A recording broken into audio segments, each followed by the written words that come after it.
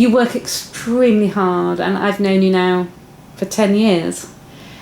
What keeps you going, and what keeps your passion going for the work you do? Oh, that's an interesting question. The patients primarily. The fact that this is a really vulnerable group of patients,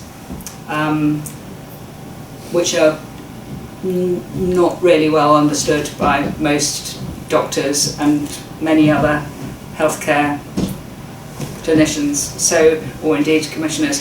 So what keeps me going is the fact that there's an area of specialty that perhaps I can bring my own skills to and do something that is hard for others to do.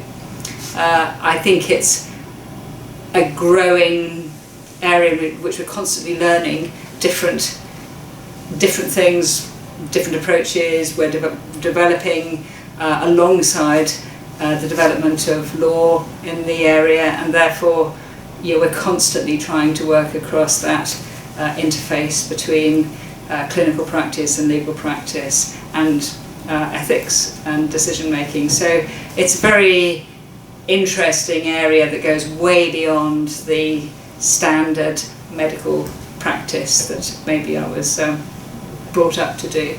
And then I think the other thing that keeps me going is the working with families. They are the most courageous, interesting group of people that I think I've come across in my entire practice, and they can be very challenging to work with, but also a great pleasure to work with. So I think those discussions I endlessly learn from.